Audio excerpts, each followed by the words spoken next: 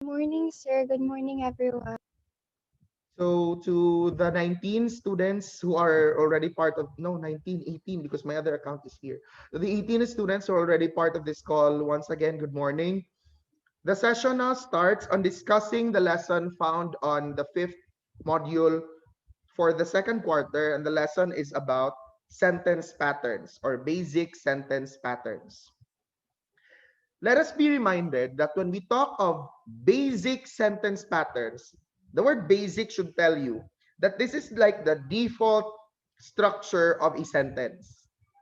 They are like the standard, but it doesn't mean that we cannot expand them. In fact, from having such a basic pattern, we can extend the structure by adding something more.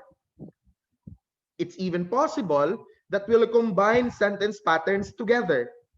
Two sentence patterns being put together, that's highly probable when we create sentences, when we do composition writing, when we do sentence writing. But I think it's fair enough. It's quite important that we also acquaint ourselves once more. We reorient ourselves once more to what these sentence patterns are. And in the lesson on sentence patterns, we should always, of course, ask ourselves how these words function in a sentence. How a particular noun functions in a sentence, how that particular verb is used in the sentence, how that particular preposition, what's the role of a particular object in the sentence. They're always going to be asked for in the lesson on sentence patterns. To start, I'd like us to begin with the very first sentence pattern. And that sentence pattern is the SLVC. Now I'm putting my other phone, I'm putting my phone on spotlight so that everybody can see what I'm going to write on the table. The first sentence pattern is known as the SIV. SIV. The S obviously stands for the subject. The IV stands for an intransitive verb. What is an intransitive verb? That's one important question. What is an intransitive verb? Them.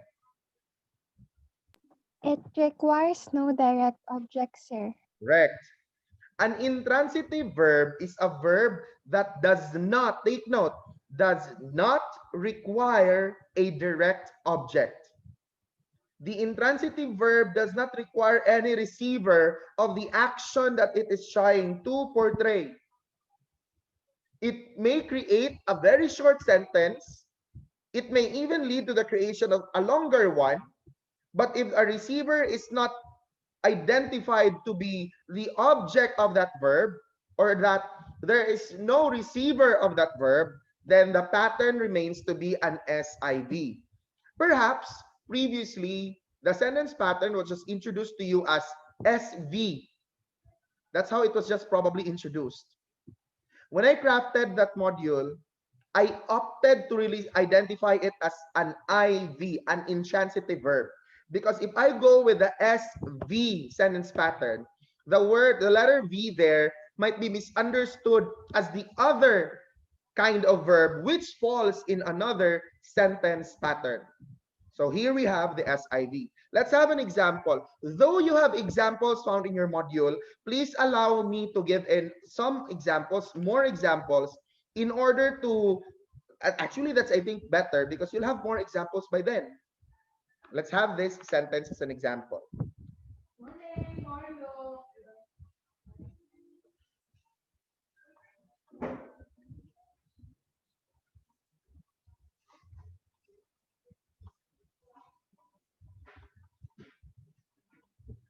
So here you have a sentence that says, I came because of the reward. What is the subject in this sentence, Jacob? I. I, correct. Obviously, the subject here is the pronoun I. What is the verb? Wait, I'll try to look at this around. What is the verb here, Aisha? Came, sir. The word came, correct. Is there a receiver in this sentence? Please take note of the question. Is there a receiver in this sentence? Kathy. None, sir. Again, listen carefully to the question. Is there a receiver in this sentence? Kathy? For me, there's none, sir. Okay, according to Kathy, there's none. I'd like to ask someone else if that person agrees with Kathy on the idea. Al, is there a receiver in this sentence? For me, sir, yes. And what Reward, sir. it's the word reward. Reward. Kath, we have a receiver, Kath, in this sentence. And that word is reward. However, reward is not a receiver of the verb. Rather, it's a receiver of the prepositional expression because of, which makes reward an object of the preposition. And please take note, because of is a prepositional phrase. What do prepositional phrases do in a sentence? They modify something. If they modify a noun, then they end up to be adjectival prepositional phrases. If they modify verbs or situate a condition, if they state a condition, a situation, if they provide a reason, then they may be adverbial prepositional phrases. Prepositional phrase, a modifier. And what we can do with modifier is that we can take them out from the sentence and the sentence lives. We can put them there to provide more information. And the thing is, in the absence of these modifiers, we could still have a sustaining sentence. So now, let's try to cut the sentence at this part. If you cut the sentence at came, meaning your sentence supposedly will be I came, will we have a statement that can stand, or can we have a group of words that can stand on its own? Kin? Yes, sir, absolutely. Yes, we can. Which means that this group of words, this two-word group, stands as a sentence following the sentence pattern SIV. Look, there are just two words that are importantly identified here, though there is a modifier that we have added. Will the modifier have something to do in the identification of the basic sentence pattern? No. We are after of the basic sentence pattern here. Thus, we name it simply as SIV. As simple as that. Questions? Questions regarding the SIV sentence pattern? Please, if there are questions. If there's none, let me proceed to the next sentence pattern. But before that, let me erase the writings on this table for a while. While I'm erasing this, allow me to also explain as to why there has been no announcement placed on the Edmodo wall regarding the formal theme. It was not until recently that I announced it to the grade 10, and I would like you and the grade 10 students to have the same time frame in making it, so that I will not get lost on whose output is late in submission, whose class has a late submission of an output. So I'd like to set you both at the same time frame. Secondly, I made the announcement only on Thursday. It was not announced on a Tuesday, I think. It was on Thursday that I made the announcement. And then I think so as to play it fair with you, I'll give you more time to make the formal theme. So perhaps today, if not today, tomorrow, I'll make the announcement in the Edmodo wall. I'll do my best to make it today, so that you'll have tomorrow until Sunday to do the creation of your drafts, which you're expected to submit to school on Monday morning as your parent comes or anybody at home comes to get the module for the following week. That's module 6. So when your parents come by next week, they'll be bringing with them the draft, the first draft of the formal theme. On the week where they are going to come to school to get module 7, that's when I'll give them the copy of the draft that I've already corrected. So when they come to school to get module 8, they'll come again to they'll hand over to me the corrected copy or the corrected draft. For module 8, when they come to school to get module 8, that would appear now to be your second draft. On the question on, sir, is there a limit on the number of drafts that we should make? You know already my answer to that. There's none. You shall continue making a draft until such time that you'll get that signature. Remember the long check mark with my signature? Once your draft holds these two important things, my signature and the long check mark, then you are ready to proceed to the final output, which is on a bond paper. And what I'll do here is I'll send a copy to each of you, perhaps or maybe to the mayor, a soft copy of the bond paper, because there's a template that we shall follow. Sorry. Then I'd like to request you to do the honors of just printing that paper on your own long bond paper. Everything will be handwritten and everything shall be in cursive. No formal theme shall be accepted that's not in cursive. Everything has to be in cursive.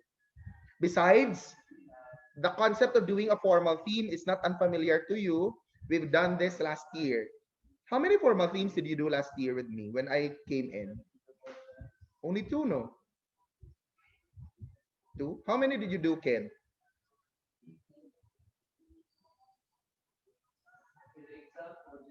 Ken? We created two, sir. Only two lang. Anyway, this my goal this school year is that at least the formal theme has not been left out. That you will still have practiced your skills in writing despite this setup. Now we proceed to the next sentence pattern. So we're done with the SIV. We proceed with this sentence pattern.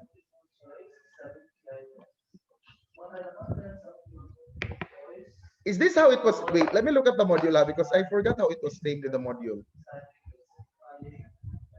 I hope I named it in the same way. Okay, I did.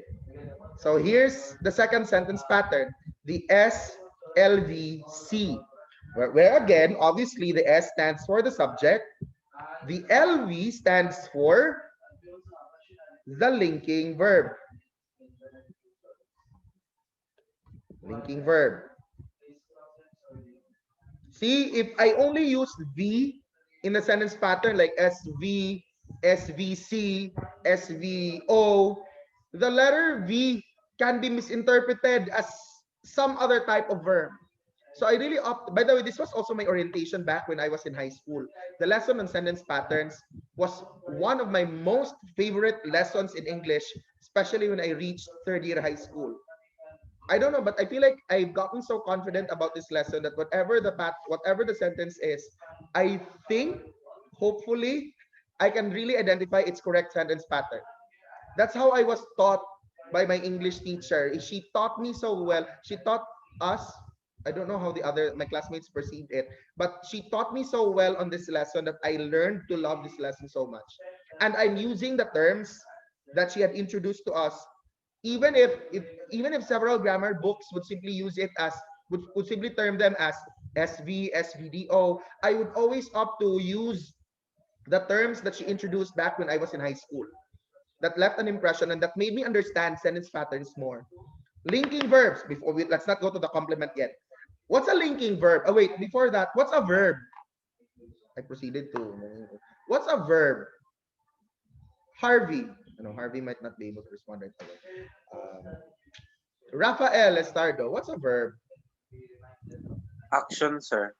Oh, according to Raf, a verb is an action. Okay.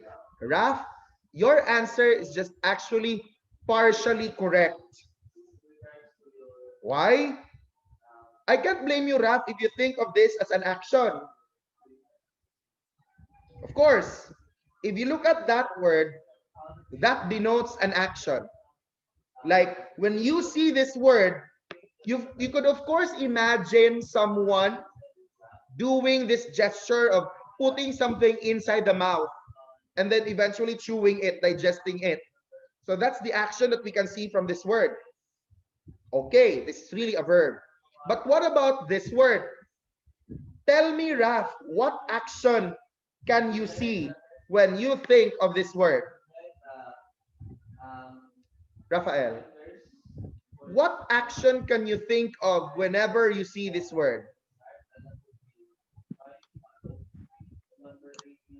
I don't know, sir. I don't.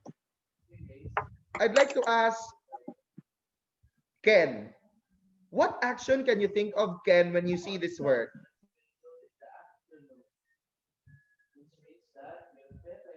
Um, I'm not. I'm not sure. See?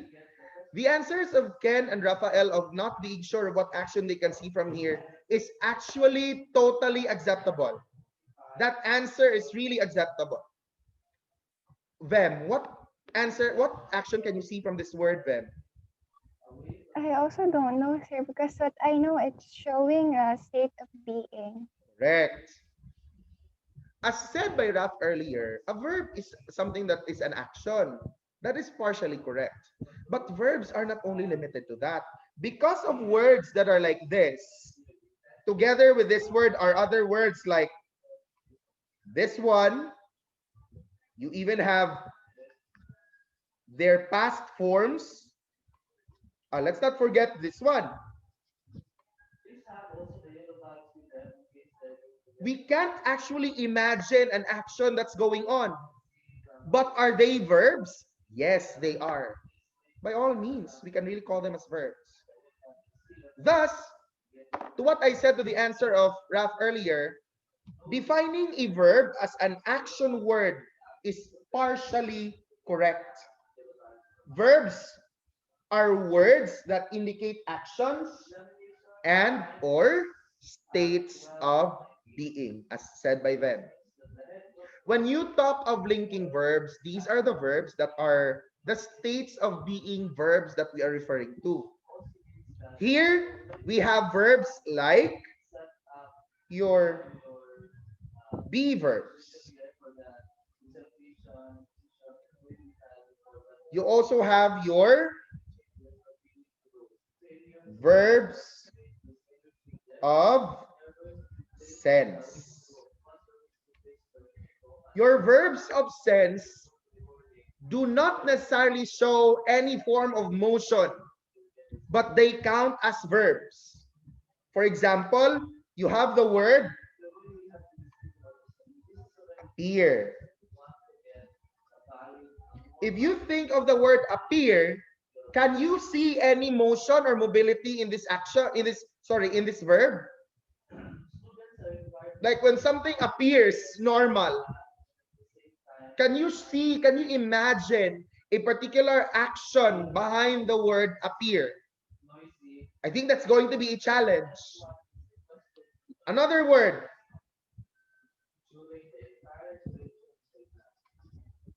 This one. Seem. She seems mad. If you look at the word seem, can you see any form of mobility or action behind that verb? And again, that's going to be another challenge. Thus, you have these two categories that could qualify as linking verbs. Your verbs of sense and your be verbs. Let's go to the complement. What is a complement? In context, a complement, I'm focusing now on the sentence pattern. A complement is one that could refer back to your subject. In the same way, your subject could also refer to the complement. They have this relationship. This complement can also be a noun, a pronoun, or an adjective. Wait. Pronoun. There. Take note, complements can be nouns, pronouns, or adjectives. If the complement is a noun or a pronoun, we term that as a predicate. Wait. Nominative. So that's the term. But if it is an adjective, we call it a predicate adjective. At any rate, be it a predicate nominative or a predicate adjective, both are complements. Sometimes this complement may then be referred to as an SC because it's a subjective complement. So if you want to be really specific, you can really call it as SLVPN or SLVPA if what you could find there is an adjective. But if I think in the exam, in the ST that I prepared, your ST on this one is already done. I think the ST for this will just ask you to use this term, SLVC. So when you take the ST, I would really suggest you read the instructions carefully. Listen to, understand what the instructions would really ask from you as an answer.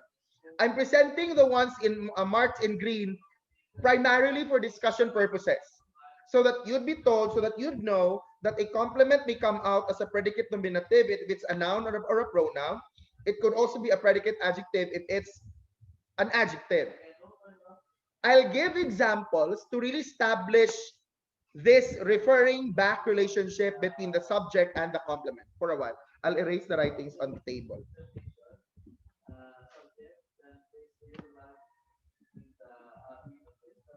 Just imagine of this time as that moment where I'm erasing writings on the chalkboard or the whiteboard. Wait.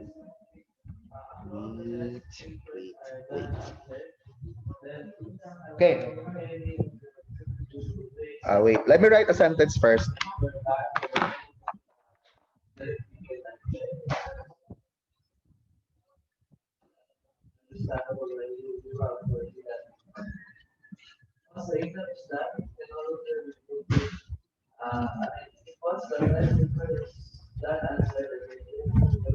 Wait. Okay. Wait. There. Here's the sentence. My neighbor is a good person. Let's identify its elements. Let's identify its parts. What is the subject in this sentence?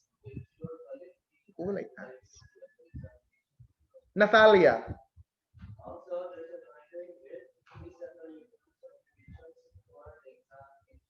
Natalia's lagging. Kint, what is the subject in this sentence, Kint? It's neighbor, sir. It's neighbor, correct. My neighbor. If it's Actually, the word neighbor will do.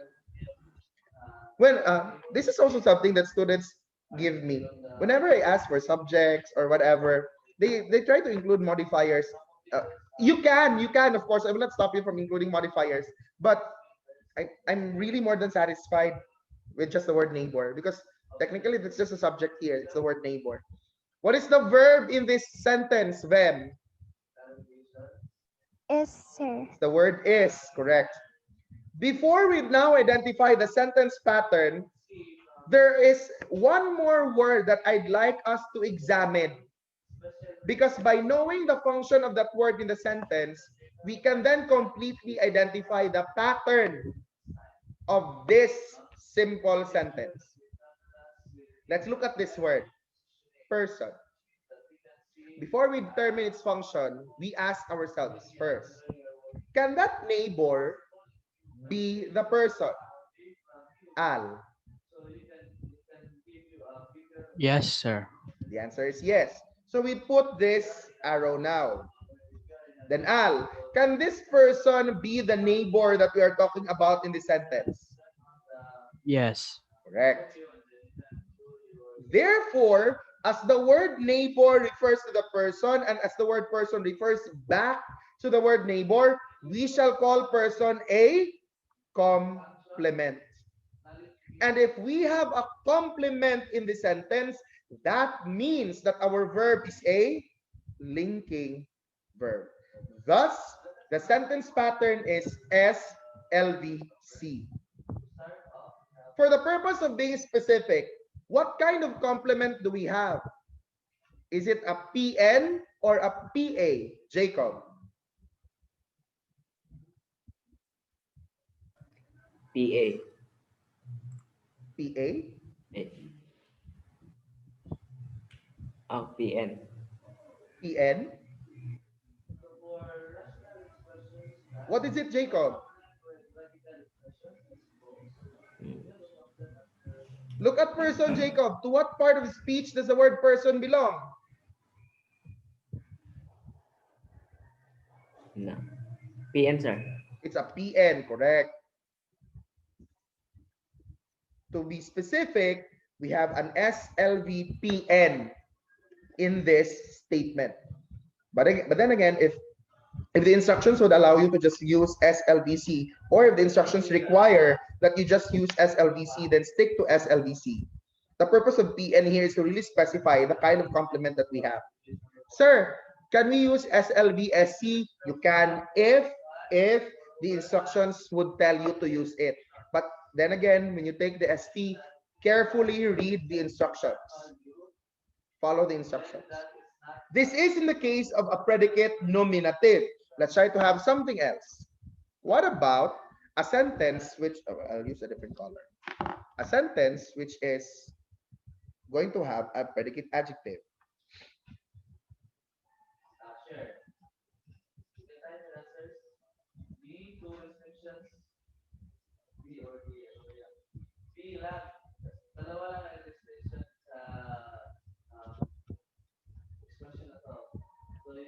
Sentence is here. Everyone in the club is happy. That's your sentence. By the way, do not expect for very short sentences in the QE or in the ST. Just because our sentences here are composed of 5 words doesn't mean that that's the nature of the sentences that we'll have in the ST and in the QE. I will try to have one later on. When all sentence patterns have been completely discussed, we shall see the kinds of sentences, the types of sentences that you shall encounter. What is the subject in this one, in the sentence colored in blue? Jaya.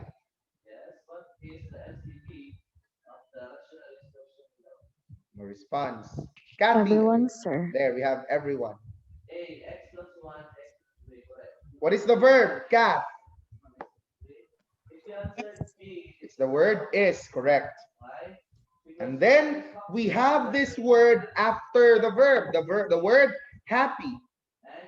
And so let's try to examine this in the way that we examine the sentence colored in purple. Can these persons, represented by everyone, be the ones who are happy? The answer is yes. Can the ones who are happy be these persons represented by everyone? Yes. Therefore, happy is a complement to everyone. Call that a complement. We can put these arrows. And as this is an adjective, specifically, that is a predicate adjective. Sometimes, for you to know whether what the complement is, for you to know what the complement is in the sentence, you answer probably questions like what or who. Sometimes these questions are going to be answered. Like for instance, my neighbor is what? Oh, listen to that. My neighbor is what? The answer is a good person. Everyone in the club is what? Happy. Or if you have this sentence,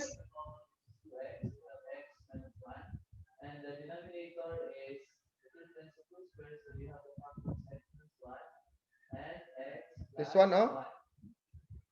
This one, the one colored in green. He is my father. He is who? My father. But can that he be the father? Yes. Can that father be the he? Yes. They refer to each other. They refer back to each other with is as the linking verb. The sentence pattern is SLVC. Questions? For sure, I showed this to you last year. Wait. I'm erasing. There's already one error that I showed to you last year, and then you've been told, or if not, you've told me, you explained to me well on why that kind of sentence is incorrect. Wait. Drying up the table.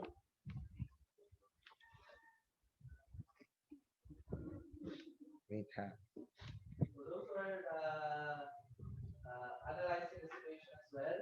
Try to show your participation by giving an answer. But the answer that I'm reading is this. Answer from Sean. There. A four-word sentence, people. My friend is him. Correct or incorrect, Kathy? Sure, and Chia. I guess. Um, Yes, correct. no, say? Again, sorry. Rodney is correct. No, it's Correct. The answer of Kathy is correct. Huh? The answer of Kathy is correct. No, when she said no, when she said that the sentence is incorrect, she gave the correct answer. My God, the word correct came out so many times. This word makes the sentence wrong. Why? The pattern is supposed to be S, LV, C. And since it's a pronoun, it's supposed to be a predicate nominative. And this is where the conflict comes in. Nominative. The case of this word is objective. They cannot be reconciled. Take note, this pronoun is in the objective case. The pronoun is supposed to be in the nominative case. So how will you correct the sentence? You state it now as my friend is he. In fact, because of the SLVC sentence pattern, the subject and the complement can interchange places, and the meaning of the sentence remains the same. We will not alter the meaning of the sentence by interchanging their positions. What do I mean by that? If we transform this into he is my friend, the meaning remains the same. Since the complement refers to the subject, that means that complement at some point can stand as the subject of the sentence. In the same way, the complement can also, the subject of the original sentence can also function as the complement. Questions? Questions regarding the SLVC sentence pattern?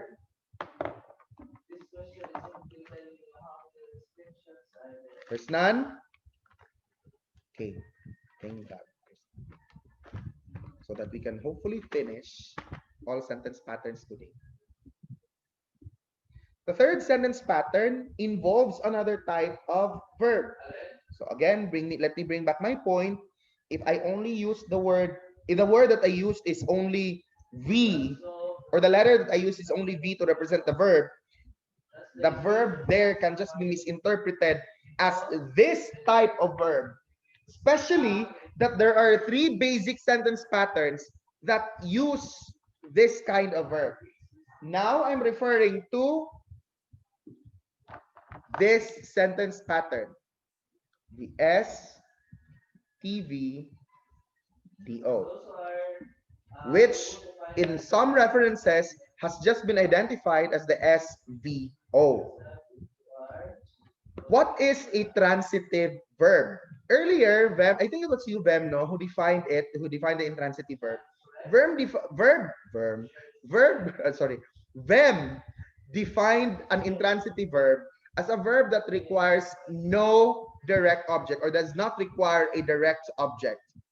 Now, we have a transitive verb that really requires the presence of a direct object. Why? Because this direct object is the receiver.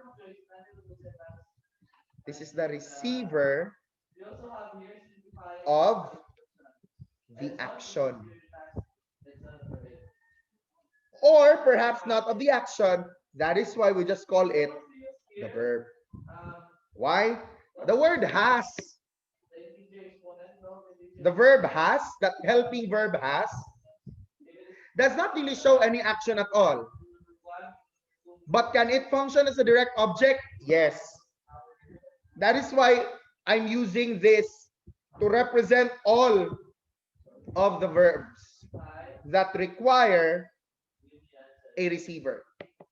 This receiver also, take note of this. This is one big error that students have been making. This receiver also answers the questions what and whom. Who or whom? For instance, let's have this sentence. Yes, the correct answer is you have to remember that the division of fractional expressions, you are going to multiply This sentence. Here's the sentence. She made a mistake. What is the subject in this sentence, Alex? She, correct. What is the verb? Jacob. Made. Made, correct. She made what? Take note of the question. She made what? So there is now an answer to what? And as said, the direct object answers that. Thus, mistake is the answer, making it a direct object. And since we have a direct object in the sentence, that means that our verb is a transitive verb. Thus, the sentence pattern is STVDO. Take note, we answered the question what? Remember the SLVC sentence pattern? The question what can also be answered in that sentence pattern. But do they differ in somewhere? Yes, they do. In the if you have written the examples in the SLVC pattern, look at the answer to the question what. As said, that answer, which is the complement, refers back to the subject. In effect, we can interchange the position of the two. Remember, my friend is he. Look at that example in your notes. If you wrote the example, my friend is he. Then we created another sentence as he is my friend.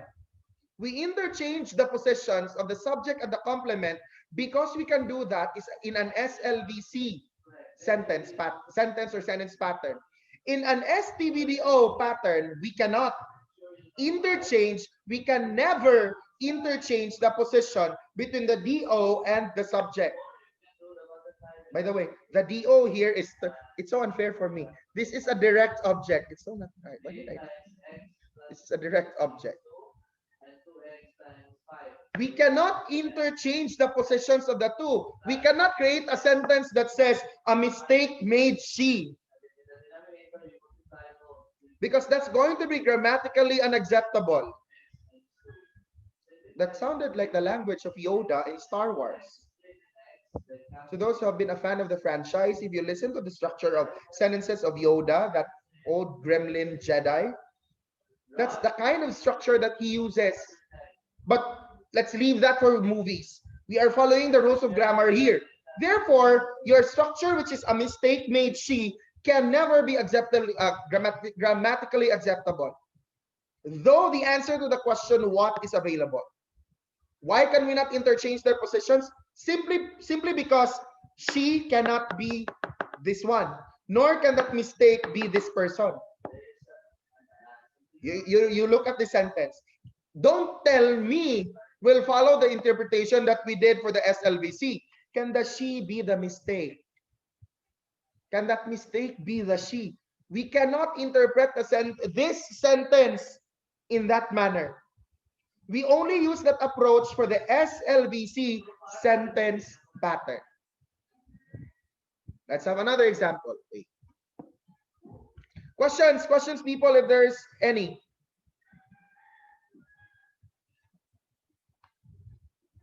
What I also don't understand is when people use the word any to represent and pair it with a plural word.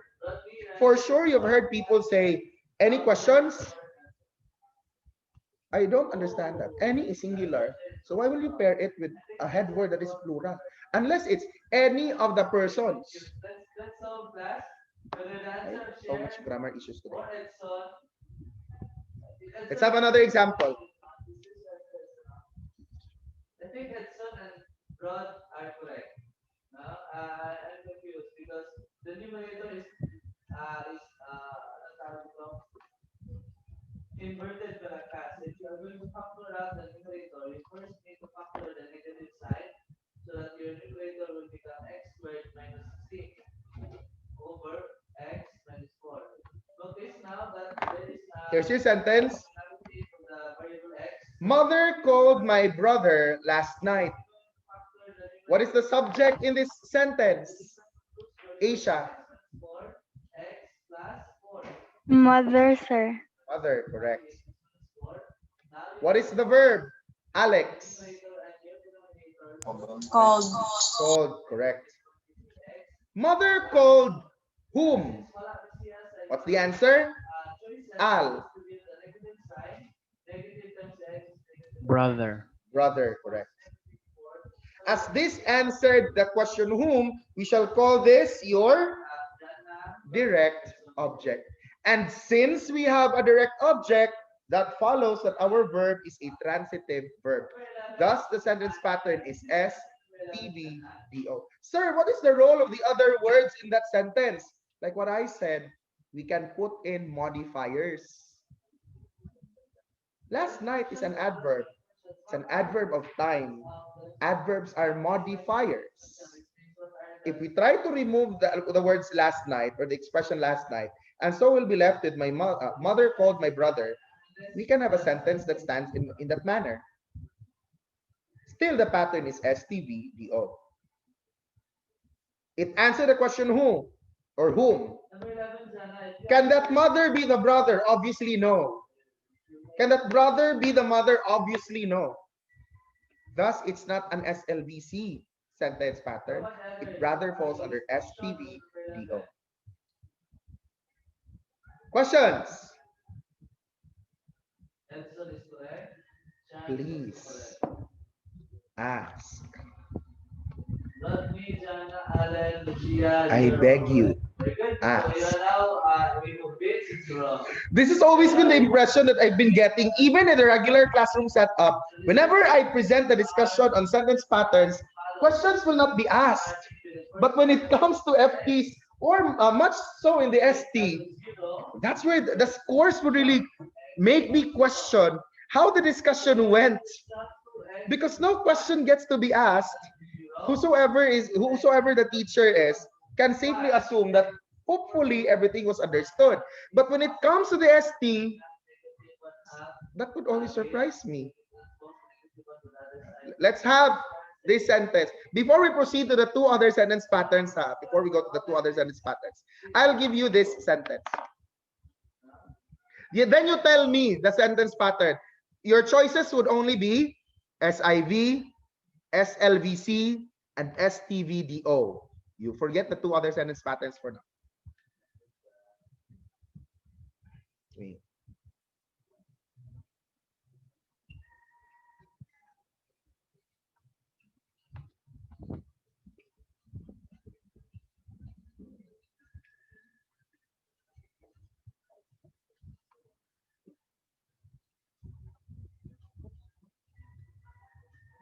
While I sit by looking for the my reviewer for running translation,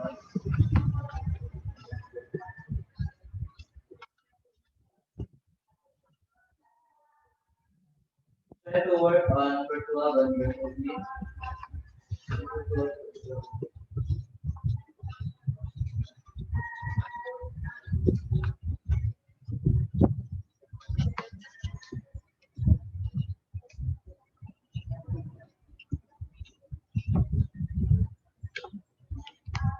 Wait.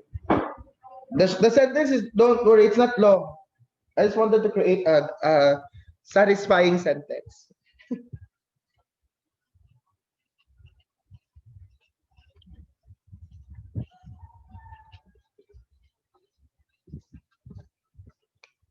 Tell me the sentence pattern.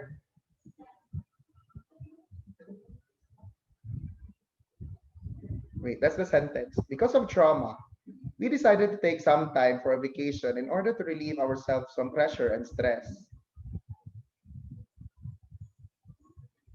What is the basic sentence pattern of this short sentence? Yung book numbers class number 12 is You only have 3 options.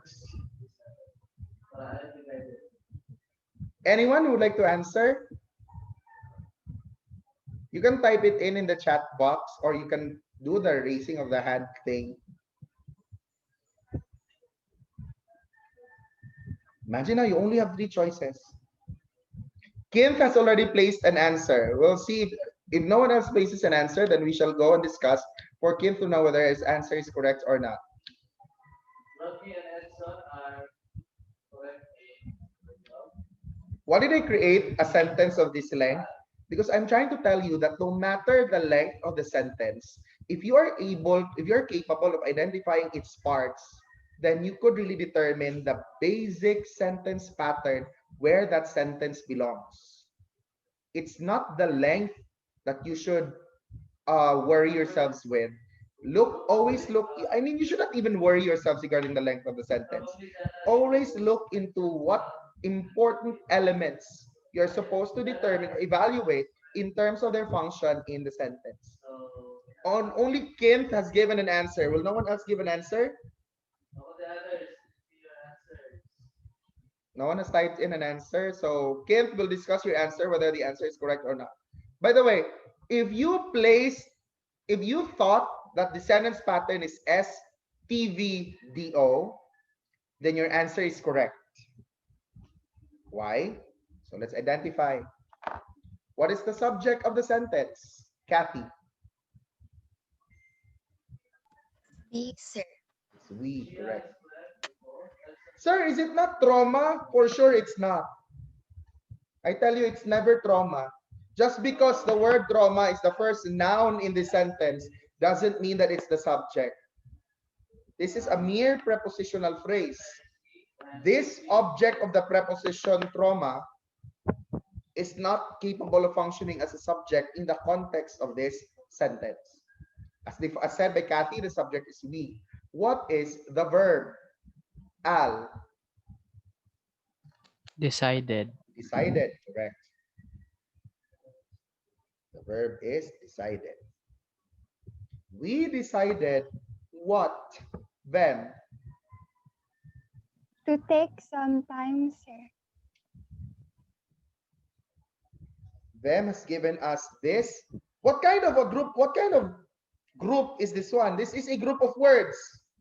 How do we call this, them? Infinitive, sir. It's an infinitive phrase, correct?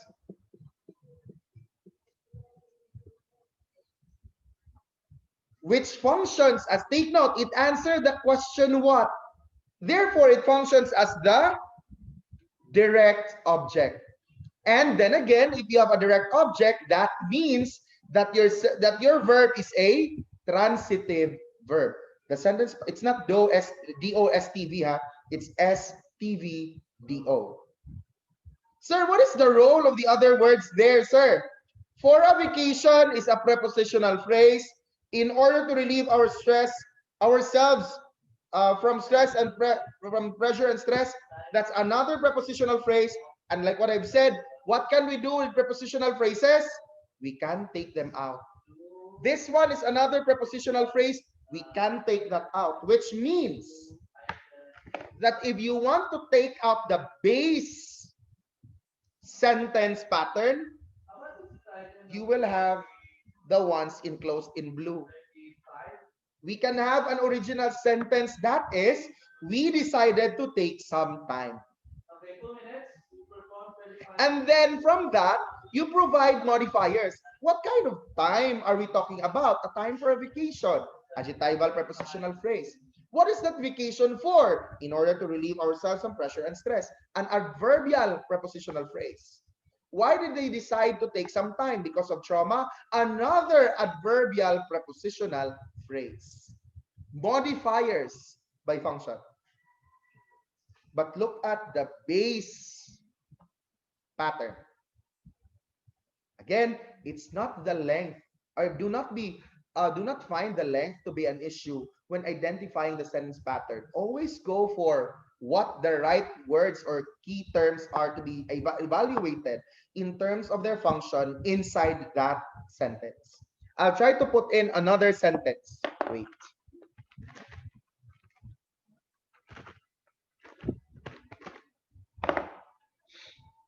A shorter one. Let's have a shorter one.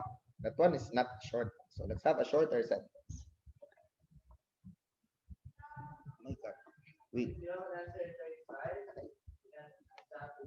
Wait. I still have to dry up the table, man. After wiping it with some wet wipes, I still have to dry it up with a cloth that is not wet. Wait, let me think of a sentence.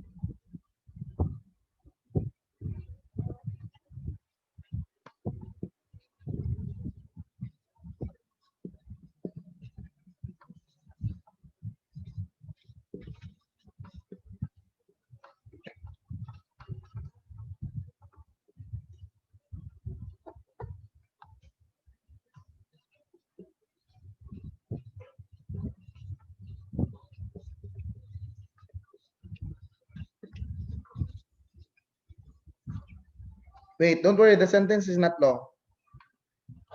I just wanted to get a satisfying sentence.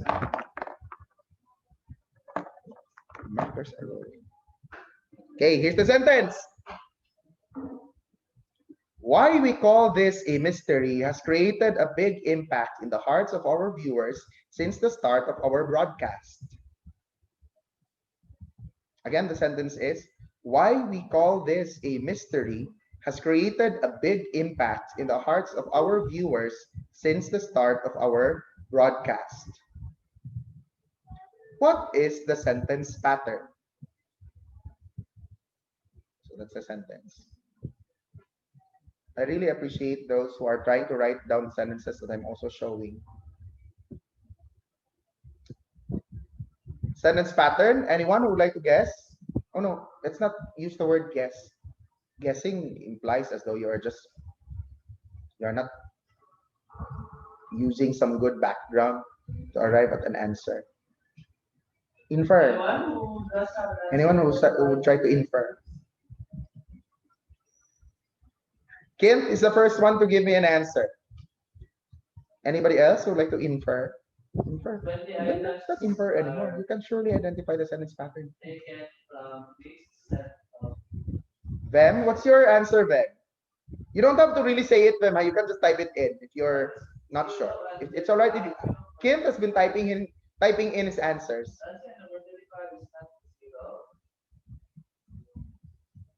Jacob, what about you, Jacob? What's your answer, Jacob?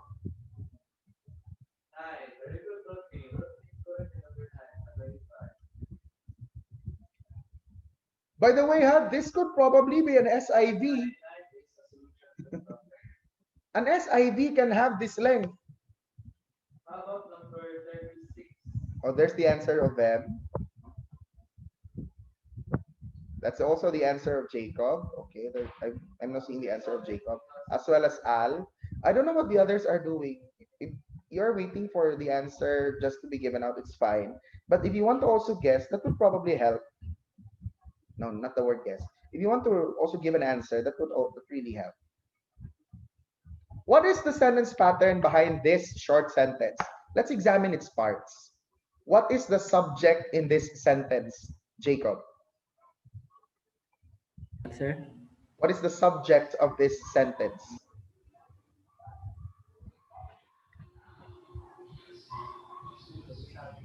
Mystery. See, that's one. Jacob got the correct sentence pattern. Jacob got the correct sentence pattern. But as we now proceeded with identifying parts, that's another story.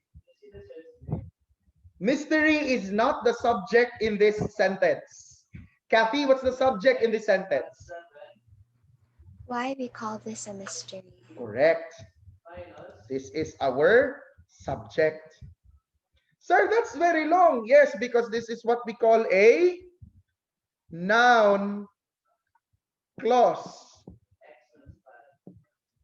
Subjects are not limited to single word subjects. Subjects can be single word subjects, of course. They can also be phrase subjects, or they can be clause subjects. In this case, you have a noun clause. Verb is obviously has created. Has created what? The answer is impact. Since this answered the question what, that means that you have a direct object. And if you have a direct object, there is also a transitive verb. Sentence pattern, STVDO. Sir, what is the purpose of the other words? They are all prepositional. They're all part of a prepositional phrase, which means that we can take that out and the sentence lives at impact. If you end the sentence at why we call this a mystery has created a big impact, that's fine. That's the sentence. That's the base sentence. In the hearts of our viewers since the start of our broadcast is a mere prepositional phrase. We can keep it there for the purpose of adding information, or we can also take that out and the sentence lives. Questions?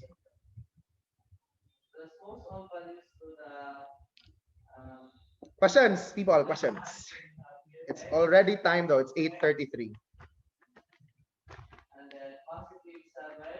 Questions regarding sentence patterns up until STBDO. Anyway, your FTs are composed of two parts only, no? You only have FTs 1 and 2. I look forward to your answers in FT2 and hopefully in FT2 you are not abusing the repetition of ideas. What I mean by this is hopefully your sentences are not I want this, I want that, I want that bag, I want another toy. Of course your sentences are correct, but what are you doing? I don't understand why your sentences will repeat their patterns. No, not the patterns. The words. I've been at the mercy of checking works or sentences that are structured that way. I saw my friend. My friend saw me. My brother saw my neighbor. Give me those sentences and I'll really mark them wrong. Try and give me sentences that are like those and I'll really mark them wrong. My gosh, people, you're already in grade 9. Be creative. Be original. Be novel with your style of creating. You should surely be able to do something better than that. And in the SIV, I hope to see or hear a sentence composed of more than 2 words. Please don't give me sentences like, I cried. She died. We left. She wept. Sentence number 5, I jumped. Wow! The sentences are very mature. Like at the grade 9 level. They're really there. So I implore you, please, create a sentence that fits the level where you are now. Huh? Try to have sentences in variety. Be creative, be varied in your sentences pa. You might want to create a sentence of that sort. The one that I just had earlier, I really appreciate it more if your sentences are like that. No pressure there. No pressure there. I just don't want you to stick to the grader style of creating a sentence. You're now in grade 9. Live up to the level. That'll be all for now, grade 9. Goodbye and thank you. If there are questions, please don't hesitate to raise them on Thursday. Goodbye.